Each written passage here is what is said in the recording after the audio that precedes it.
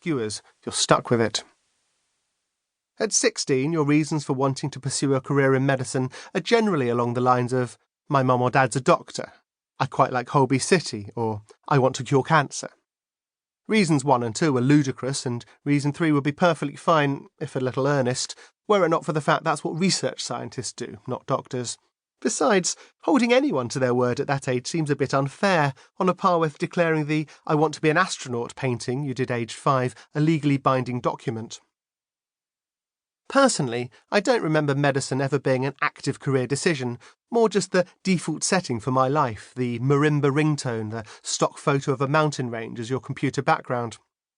I grew up in a Jewish family, although they were mostly in it for the food, went to the kind of school that's essentially a sausage factory designed to churn out medics, lawyers and cabinet members, and my dad was a doctor. It was written on the walls. Because medical schools are oversubscribed tenfold, all candidates must be interviewed, with only those who perform best under a grilling being awarded a place.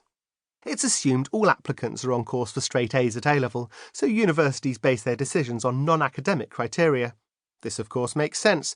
A doctor must be psychologically fit for the job, able to make decisions under a terrifying amount of pressure, able to break bad news to anguished relatives, able to deal with death on a daily basis. They must have something that cannot be memorised and graded. A great doctor must have a huge heart and a distended aorta through which pumps a vast lake of compassion and human kindness. At least that's what you'd think. In reality, medical schools don't give the shiniest shit about any of that.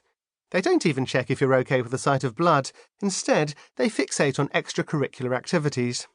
Their ideal student is captain of 2 sports teams, the county swimming champion, leader of the youth orchestra and editor of the school newspaper. It's basically a Miss Congeniality contest without the sash. Look at the Wikipedia entry for any famous doctor and you'll see. He proved himself an accomplished rugby player in youth leagues. He excelled as a distance runner and in his final year at school was vice-captain of the athletics team. This particular description is of a certain Dr. Harold Shipman, so perhaps it's not a rock-solid system. Imperial College in London were satisfied that my distinctions in grade 8 piano and saxophone, alongside some half-assed theatre reviews for the school magazine, qualified me perfectly for life on the wards, and so, in 1998, I packed my bags and embarked upon the treacherous 6-mile journey from Dulwich to South Kensington. As you might imagine, learning every single aspect of the human body's anatomy and physiology, plus every possible way it can malfunction, is a fairly gargantuan undertaking. But the buzz of knowing I was going to become a doctor one day, such a big deal you get to literally change your name like a superhero or an international criminal, propelled me towards my goal through those long 6 years. Then there I was, a junior doctor. By the way, the term junior doctor refers to anyone who isn't a consultant. It's a bit confusing, as a lot of these junior doctors are actually pretty senior. Some have been working for 15 years, picking up PhDs and so on. It's a bit like calling everyone in Westminster, apart from the Prime Minister, a junior politician.